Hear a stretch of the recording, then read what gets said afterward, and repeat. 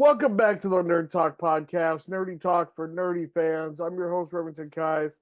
Today, we're going to dive into the deep worlds of art, entertainment, and creativity. Today, we have a true Renaissance talent joining us. Our guest is none other than Rusty Gilligan, an award-winning comic book artist, film actor, and wrestler whose career spans multiple arenas of pop culture. Rusty's dynamic artistic prowess earned him recognition and accolades in the industry. His illustrations have brought countless characters to life on the page and captivating readers and enthusiasts alike. Beyond the panels, Rusty has ventured into the realm of acting, bringing his creative storytelling and abilities to the silver screen. His performances have showcased his versatility, dedication to the craft, and earning praise from audience and peers alike. But that's not all. Rusty's adventurous spirit has also taken him into the world of professional wrestling, where he's carved out a unique niche with his charisma and athleticism. Today, we're excited to delve into Rusty's experiences from his early inspirations to his current projects and everything else in between. So please join me in welcoming the incredibly talented Rusty Gilligan. How you doing, buddy? It's good to see you again. Definitely. Rusty's a good friend of mine. We see each other at conventions. I mean, it's been a while since we've seen each other. I think one of the last times we were at was it the Wizard Convention and we did a panel? Yes. Yep. That was a while ago. Yeah, I've been kind of like distant from a few cons recently, so I got to get back into it. I had to stop doing conventions for a while because I was having a lot of problems with my back. Yeah. And it was getting very hard, and it's a shame the Wizard Convention closed. I really enjoyed that. I did the convention after that, whatever Wizard turned into. I did one of those. The new owners are really nice, and it was a good fun time.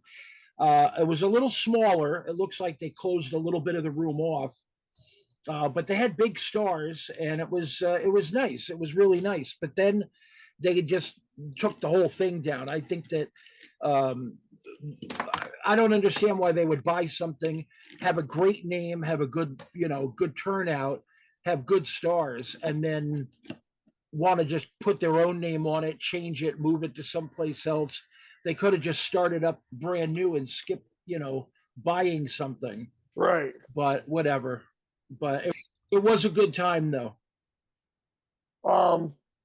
So I got a couple questions. I think we got like 15 questions here. Okay. Who has had the most impact on your artwork? Like, what's kind of your inspiration for kind of getting into that? I started being like a lot of people in the industry, being a collector. I loved reading. My age range is 60s and 70s. That's when I was a kid. And during that time, comics opened up and flourished. They did. The Stan Lees, the Jack Kirby's, et cetera, were around. And what actually got me into comics, aside from, like all kids, funny books, Archie, Little Lulu, Richie Rich, things like that, which I adore even today. I still buy them. What got me interested was the pulp magazines. Before I started reading an actual superhero comic, I started reading the pulp magazines, stories about Zorro, different masked Avengers, different sci-fi stories.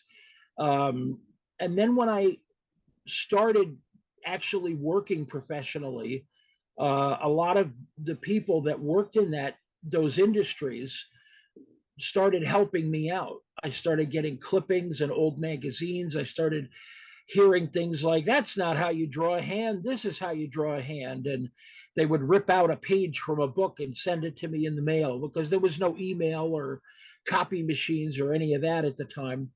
I used to get drawings from all kinds of famous people back then.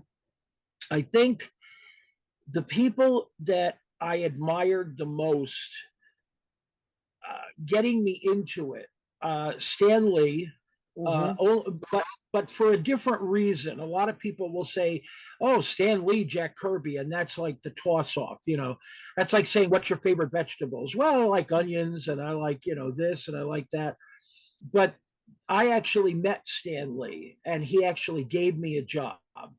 I met Jack Kirby because I sat next to him at a convention in Los Angeles, and I was very strong friends with Rich Buckler, Gray Morrow, and a bunch of other professionals, older professionals. They're all gone now, which makes me really sad because I could use their guidance, especially today, because the industry is so screwed up. Right. But what got me into it was their heart. It wasn't just their talent. It wasn't just their guidance. It was their heart. They could have been plumbers. They could have worked in the military. They could have been mailmen. They could have done anything that would have paid them more. And yet their passion kept them in that industry. And actually, for me, that's the same thing. Plus, I don't know anything about plumbing. So, I'll tell you, Stan Lee is definitely an inspiration, but you're one of my inspirations too. I started, doing my own covers and stuff, and uh, just seeing the stuff you do and like doing your own thing, it really makes you do more. right. It's right. It's a very being creative as a profession, regardless of what you do. You could paint pots, you can paint walls, you can paint comics. It doesn't matter what you do. Anything that you do creatively as a profession brings out the best and the worst of you. You just have to know which beast to unleash and which beast to control at any time that you're working.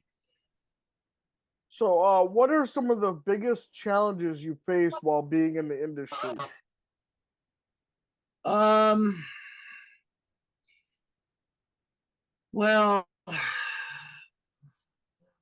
that's a tough one. Um, I came up in an industry where there was no, well, actually, I'll tell you kind of a strange overview. I came up in the industry when there was no email, Hmm. there was no overnight mail, there was no internet, there were no copiers, there were no cell phones. Yeah. So everything was by the mail and everything was impersonal. If you drove across country to meet somebody, half of your friends would think you were a fool and the other half would think you were brave, which didn't do much for putting money in your pocket. So a lot of the jobs that I got in the beginning were basically me doing artwork, getting small jobs, and trading up. I literally stumbled up the stairs and not down. So I would find some person and I would send them artwork and I'd say, I just got published in this fanzine and I was wondering if I could do art for you. And at that time, the smaller press would be very interested in working with new people. And I was lucky I had that. I did a lot of advertising, things like that. Um, Challenges, I think it was the times.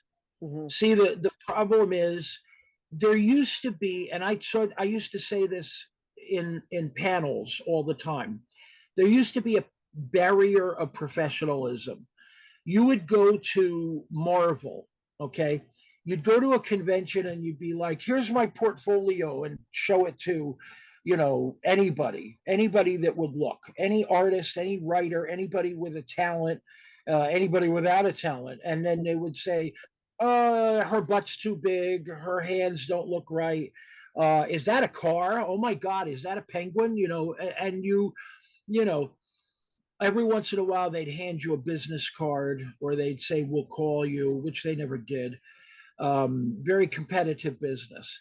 So the funny thing about the time was we didn't have anything for direct contact. What you and I are doing right now is science fiction when I started. Yeah. Just to get you, this might be the easiest thing in the world. Just, go to a website, click a link, put on your headphones, yak. Back then, it was handwritten letters or typewriter letters. Go to the post office, get a stamp, put it on the envelope, stuff it with crap, send it out. Some artists would have to actually hand draw stuff and send the originals because there was nothing. Hmm. I actually used to have a Polaroid camera, and I would spend a ton of money buying Polaroid film just to take pictures so I can keep the originals. And then when that became too much, I used to have to trace. Oh So man. it was tough. Um, I think the biggest challenge today, and I don't want to get too deep into this subject because it's like being a blind man in a minefield, but the biggest challenge today is politics. Oh I yeah. actually I actually have seen good friends hate each other over who's running against who, what party you're in, on and on and on. I turned down so many political jobs. I was asked to do something against Hillary, something against Trump, something against Democrats, something against Republicans. I always turn it down. Crack Magazine sent me a whole list of pictures. I turned them down. I had some group that was doing like a Mad magazine online, turned Mhm. them down. It's a death knell. Political art is a death knell. Whatever's popular now, the pendulum swings back and they hit you 10 years later and you're screwed. So I think the biggest challenges are people's attitudes. Because when I started, people were very fresh faced. They wanted to get in.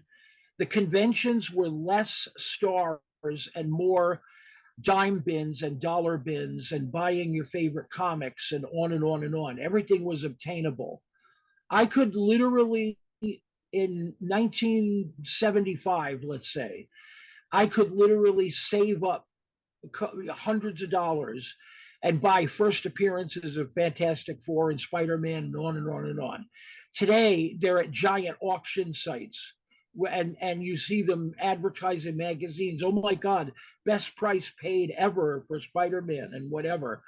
It's people's attitudes. Mhm. And that's what it is. It seems to supersede everything. I actually just recently had a job with a publisher in the United Kingdom. He sent me something, it came late, and then harassed me for a week, asking me, when is it done? When is it done? When is it done? Very unprofessional. Right. And at the same token, I still didn't even start the job because the cards weren't in hand. Mhm. It's just attitude. I think that's the biggest challenge you're going to find in pretty much any industry today, but ours more than anything, because political cartooning seems to have gotten deeper into comics. Mhm. And now you see a lot of comics pushing the envelope to the point where there's no envelope anymore. Right. And I'm very much against high adult content in comics. There's nothing wrong with having an erotic comic, but if you have a standard commercialized comic, a Batman, a Superman, a Spider-Man, a Wonder Woman, it shouldn't be adult. It shouldn't be political. Right. Find ways to entertain and like we've been doing for the past 100 years. Mhm. I agree.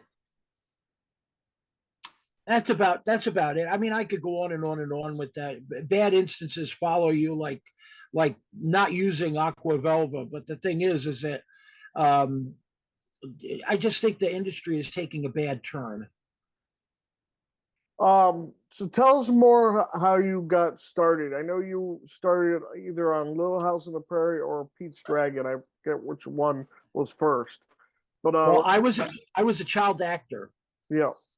and I was in a Broadway play in New York, and an agent asked me, asked my family if you'd be interested in going to California and continuing and maybe doing some commercials, and we did. And Broadway plays and larger plays, they tour the country. They'll do like 20 weeks, 100 weeks, whatever, in on Broadway, move different theaters, and then they'll go to other cities, to pick up local crowds and acclaim. So I went to California, was there for about 13 weeks with this Broadway play called Family Affair, oddly enough. And then when they moved on, I left. Mhm. I stayed in California. I must have done about 200 commercials. I did Little House on the Prairie. I did Pete's Dragon for Disney. Studs Lonigan, which was a huge miniseries for Warner Brothers. Um, and NBC, I did Crash Island, which was a giant movie with a lot of stars. So I did a lot of stuff. I really enjoyed it. And I did a lot of Saturday morning television. At one time, Saturday morning television was cartoons and some live shows as well. So you'd have like your HR Puffin stuffs and Treasure Island, things like that, mixed in with, your Super Friends and cartoons of like Zorro, Plastic Man Hour, things like that. And then art hit me. Art hit me like a sledgehammer to the face. It was literally like I've broken so many pencils and ripped so many papers. I've used so much silly putty on the newspaper comic strips. I've traced so many books that I got to the point where I know where an arm goes. I know how two eyes look. And I started doing it. And both careers basically seemed to take off at the same time. And when acting stopped, art was big. And then right around the time I got to the point where I wanted to go back into acting, that's when pro wrestling started for me. And I started doing that for a while. I don't even consider myself an artist. I'm an entertainer. Right. Art is just another form of entertaining to me. I would definitely put you as like I said in the intro, you got like different places that you could belong to, different categories, You're like a Renaissance man. You ever hear the phrase "jack of all trades"? Yeah, I'm a jackass of all trades. I like that. But I enjoy entertaining. I still do voiceover work. I still do acting. I'm a little limited right now because I have a bad back injury that I've had for a while, and it's gotten worse, which is what stopped me from doing conventions a lot. And I do artwork for film. I do artwork for comics and cards. I've mostly been doing a lot of trading cards lately. That business has really boomed, which is nice. And coming up, I'm doing artwork for a couple of new books, and I'm also doing voiceover work for cartoons in the UK.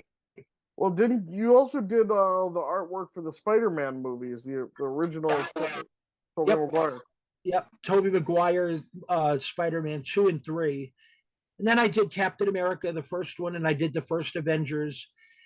I've done a lot of other stuff too, aside from the Marvel ones. I did Doctor Who, I did Walking Dead, I did Night of the Living Dead remakes and the revamps where they take the old movie and put it in a new case and they colorize it. I did work on that. I did Vampirella. I did a lot of foreign stuff. I did a lot of adult stuff. It's a business where you put pen to paper, you turn off your head, you tune on the radio, and somehow by the end of the day, you're 5 pounds fatter and your work is done and you get to watch TV all night. Yeah, see, it's a great industry.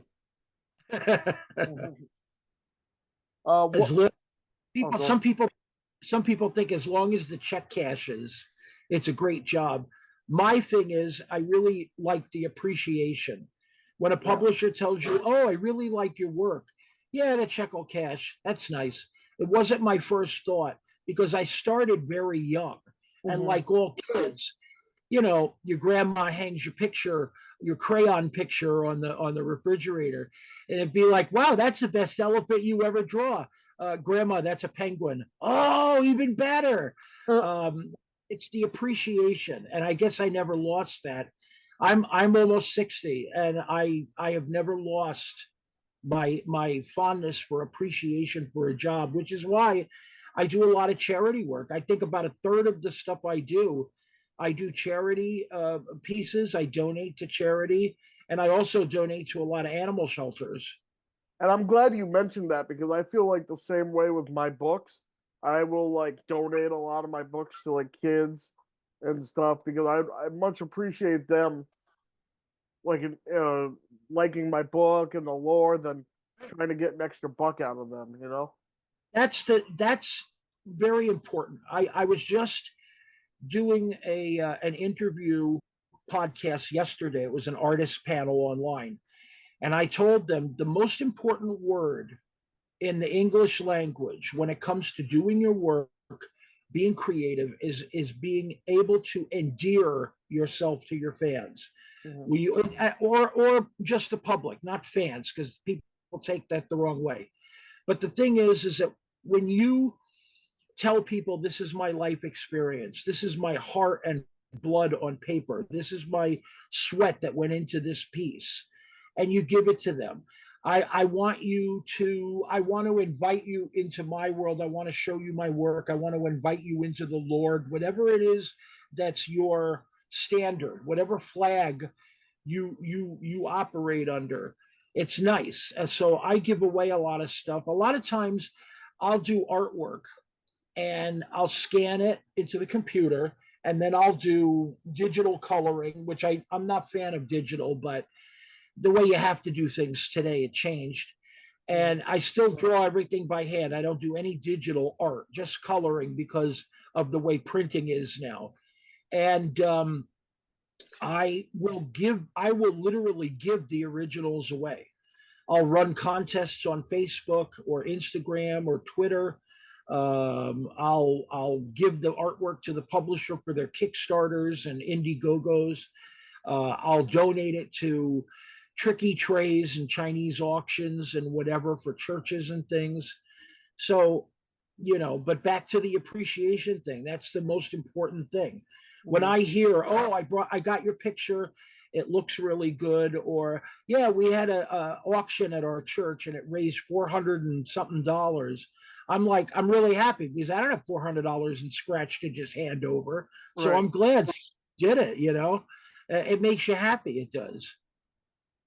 So what can you say is the project you're most proud of with all those stuff you've done? Like what do you think is the best thing you've ever produced? 4 children. And guess what? Not a drop of ink was used. Oh, Let me see. Best project. I very much, I would probably say I very much enjoyed working on Spider-Man 2. mhm, And, there's some work that I've done that I don't even get credit for, that I don't even take. I did work with Rich Buckler that's appeared in Marvel stuff. I did work with Gray Morrow, and I published some image stuff years ago. Um, and I've also been publishing some trading card sets in the past 5 or 6 years. I think I'm the most proud of my charity work. I just like I said, without beating a dead horse, I just very much like to be appreciated, and I like to help people. I look past religion, politics, personal feelings, all the nonsense that people project, and I just see somebody that's in need of something, and I like to help. That's really about it. And I love giving to animal shelters. So I'm really proud about that. Professionally, like I said, the early Marvel movies were great. It's nice when a new movie, like when an Avengers movie comes out and you say, "Hey, I did artwork for the first one." It makes you feel good. right. It's like being a construction worker and walking by a skyscraper that you did, walls or flooring on or whatever. The appearance may change, things may change, but that's you. All of you went into something. So that's about that. I love doing projects where it grows. Like something you do something and then there's a volume 2, a volume 3, a second part. I like that a lot. What's your dream project that you would love to like work on in the future? What's something like Like a dream project. yeah. Um, I'm working on a golden age project right now. It's a card set that has um, posters and fake ads. If you take a golden age comic book and you look at the ads, they were Mhm. like, "Can you draw like this? This is what's coming." X-ray glasses, that kind of thing. We have a card set coming out with original art based on old characters from the golden age. fake ads, fake posters. It makes you feel like you're part of that era. Mm-hmm. That was something that I worked on for 10 years, and I still haven't released it yet. And I have, I would say, as a dream project, I would probably say I would very much love to put my Mac and Trouble characters and my symbol character, my patriotic character, into a series. It's just with my back injury, it's very hard to keep the pace. But I'm working towards putting out a quarterly book starting next year, filled with content and other people's things too, because I'm not selfish. I like to dedicate time to other people and help them get along. So I guess that's a dream for me right now. Doesn't Mac in Trouble have a movie coming out? Yes, we're working on a movie with Bombitos, which is under the producer Michael Doss in the UK. He owns a channel that's on Roku and Amazon called Bombitos, and it's old cartoons and self-created cartoons. Um, the UK has a very different sense of humor than we do. So a Yeah. lot of their artwork and cartoons are very different than we're used to, and I find it pleasant. It's old style. It's almost like the 70s and 80s came late to the UK. Mm-hmm. Uh, so I enjoy it, and I do a lot of voices for them too. I play a banana in one cartoon. I play a flamingo in another cartoon. I'm a rabbit in the. They have like trivia breaks where they ask comic book and movie questions. So I do a rabbit in those. But the Mac and Trouble cartoon, it started with at first I was just filling slots. It's Mm-hmm. kind of like think of an empty egg carton, and you just throw anything in each slot: rocks, buttons, pins. It's never an egg. And then, so Dan Gorman, famous artist Dan Gorman, did the voice of Trouble. I did the voice of Mac. The real life Mac, the cat, was my best friend. So I had to do it. Eventually, I hope someone will take over Mac and do a better job than me. Another artist named Jay Moores did the narration, and Dan, Jay, and myself do a lot of projects and artwork together, and it's been great. And there's been some super people who have worked with us on projects that are going to be coming up. The movie features a couple of famous music stars and a number, I would say probably about 25 well-known people from all walks: horror, wrestling, cartoons and voiceover, television stars. One star is from The Walking Dead. Another one is from a very famous band. I wish I could say more because there's confidentiality agreements, and unless people get paid, it's like you're not mentioning my name, that kind Right. of thing. But that's okay. That's the way the business is, and it gets shuffled around like that. But it's working with the animators now, and it's hopefully will come out soon. It was supposed to come out, and then COVID struck, Right. and even that shouldn't have affected it. It did, because there was a delay in all kinds of things, and then there was the SAG after strike, and that caused a lot of problems. So the delays in work just made it stronger. Unfortunately, a delay is a delay. So All right, final question. Can you give us a sneak peek at any projects you got working on or you're planning on coming up, and then give your social media where people can find you? well, uh, social media is easy. You can go to myname.com and it takes you to Facebook, or you can look me up on Facebook. Instagram and Twitter is Mac in Trouble. That's my name there. But you can also put my name in and it comes up under that too. I don't know how they do that. I do posts every day. I show my artwork all the time. I do contests and quizzes. I like to entertain over those. I post everything. I actually just got done uh, doing doing a little Homer for a card project. Right now, I'm doing. I just finished Garbage Pail Kids and Star Wars cards for Tops. I did a set called Deep Cuts, which is a horror comedy satire set. I'm trying to think of what else. I'm working on the Highlander set for a United Kingdom company. Lunchbox Leftovers, which is a comedy satire set. I'm supposed to be revitalizing some of the artwork I did for the heavy metal movie back in 81, 82 for a project. So I'm anxious to see how that goes. Anytime you do something like that where they do a look back, you always want to be like right on the money. Like you see a movie from the 80s and you see this beautiful blonde stuffed in a bikini and you're like, oh my God, she's gorgeous. And then it's 2024 and you see her and she looks like the cat lady on the corner. Oh yeah. And you're like, oh my God, did she eat the girl?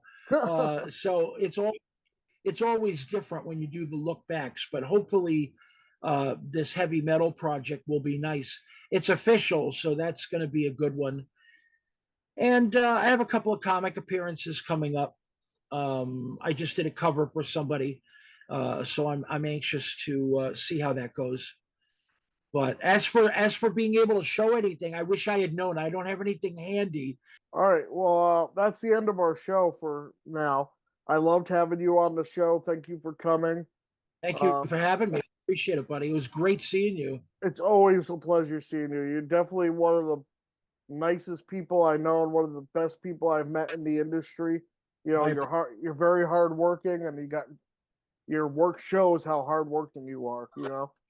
Well, thank you very much. I appreciate that.